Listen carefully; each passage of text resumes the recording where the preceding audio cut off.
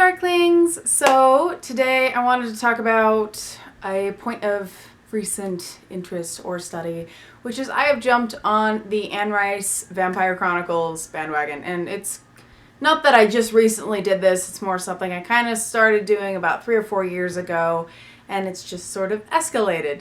As a friend of mine kindly pointed out to me, I have this tendency to fixate on vampire novels during the summer months and then occasionally during the winter. But at least every summer since I was about 6 or 7, I have dramatically picked up reading vampire books, and I don't know why. I've never questioned it, but it was almost a early warning sign that I was bound to become a goth as a child.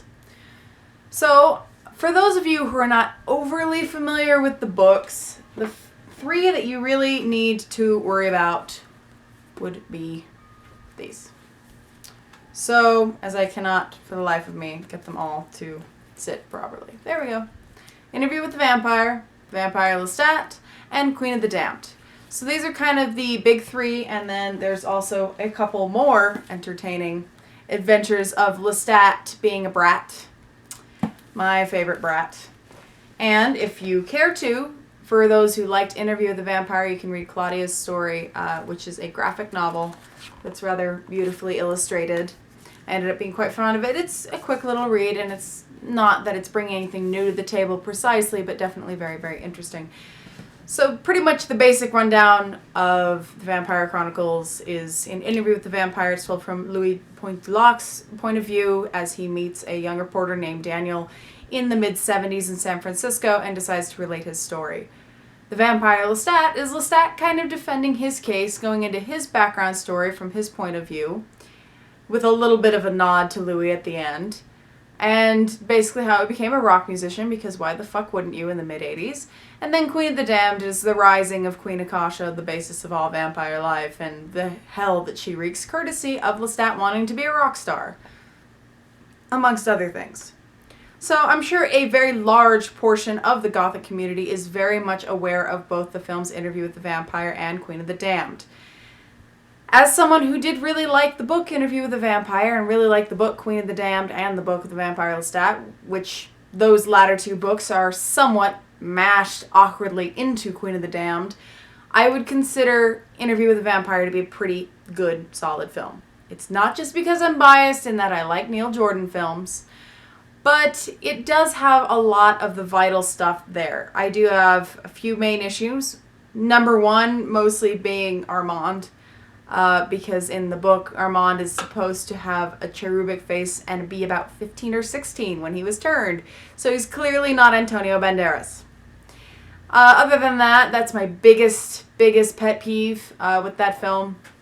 I'd say that it's a very good, worthwhile film and paid a lot of attention to detail. It was very beautiful. It kind of kept in with a lot of the tone of the book, although, as some reviewers pointed out, it isn't gay enough. As for Queen of the Damned, I've had a lot of people defend this film, and all I can think is that these people have not read the book, which I highly, highly recommend because a lot of stuff happens. The book is kind of trash. I mean, the book is not trash, but the film is kind of trash. And I highly, highly recommend reading the book. And then you will see why that movie is kind of a travesty. The soundtrack is really good, and sure, Stuart Townsend makes for a very attractive Lestat, but overall it is not a good film.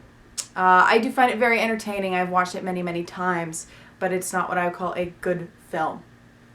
So if you ended up liking the original 3 books and you decide to partake in The Tale of the Body Thief, in which Lestat goes through some more ennui and decides to meet a body thief and then become human for a little while and learns why that was not a good idea, and I'm Not the Devil, in which there's a lot of Christian babble, which I didn't really find all that entertaining, because Lestat's whining was significantly less annoying than Memnoch's whining. But those are definitely very, very interesting, and if you want to jump up to present day, there is also The Prince Lestat, which I just barely finished reading and really did enjoy. And mostly that's because Lestat is ridiculous, and I want to just protect him from the world, because he's just, oh my goodness. Anyway, and because I've decided, hey, you know what's a great idea? Anne Rice. So I decided to get everything. So over here is Pandora, the vampire Armand, Blood and Gold, Vittorio the vampire, and some of the stuff that ends up mixing in with the series, including The Witching Hour, Merrick, Blackwood Farm, Blood Canticle, Lasher, and Taltos, which all do tie in because the Mayfair Witches become a part of the Vampire Chronicles verse at some point in time. I have not read any of these other books in this pile over here, just those other 6. And I'm going to go through them, and it's going to drive me nuts, and then I'm going to be the most obnoxious person filled with so much information on this series, and I don't regret that in the slightest.